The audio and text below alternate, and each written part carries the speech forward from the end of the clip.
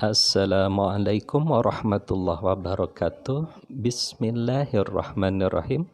Sampurasun ka murangkalih kelas hiji. Tepang di sareng pengajaran bahasa Sunda dinten ayeuna Bapa baris ngabahas ngeunaan miara sato. Resep miara sato atawa ngukut sasatoan. Di dieu di handapna tos katinggalnya seueur gambar aya rupa-rupa gambar sasatoan anu dipiara. Nu kahiji ngaregepkeun carita.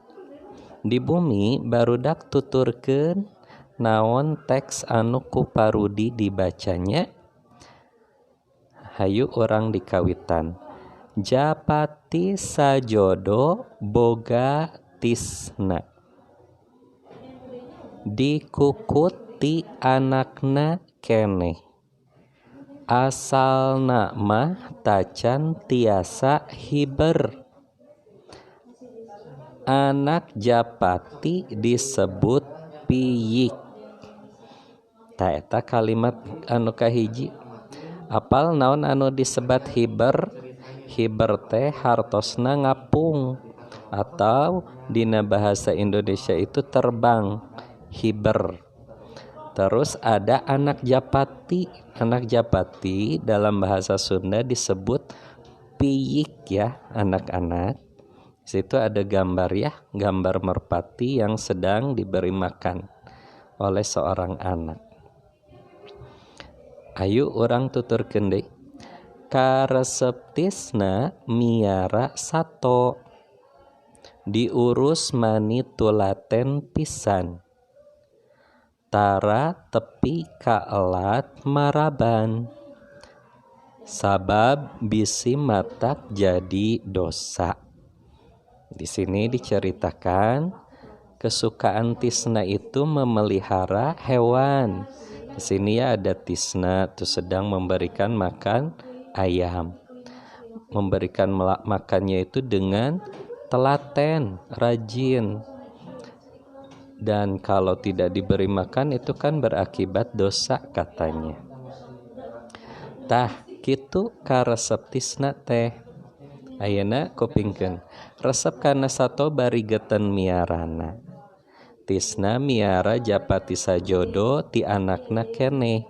Disebutna tadi naon? Piyik laras. Diurusna teh mani tulaten tur tara elat maraban.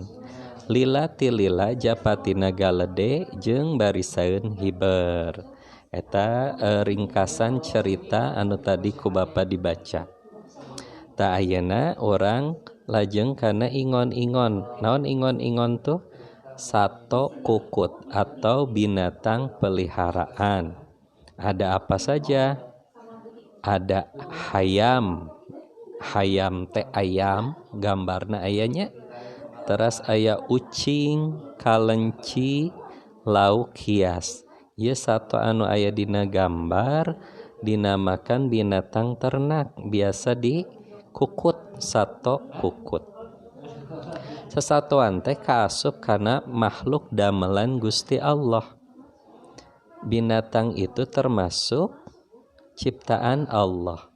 Kudu dipiara benar-benar, harus dipelihara dengan baik. Henteu disiksa sabab matak jadi dosa.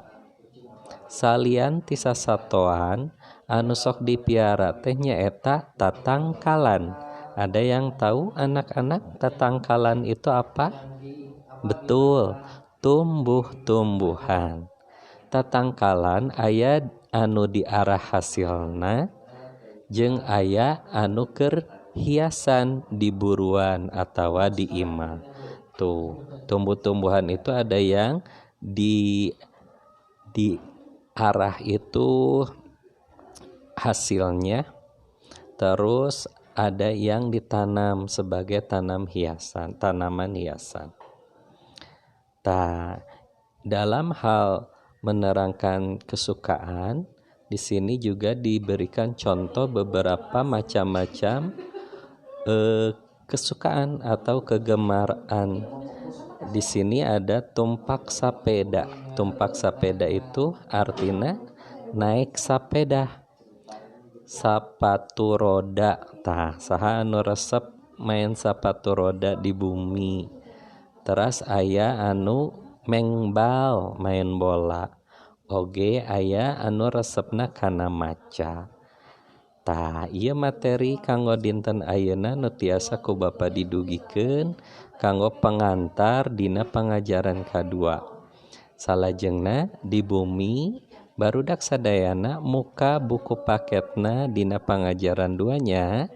Hatur nuhun. Wassalamualaikum warahmatullahi wabarakatuh.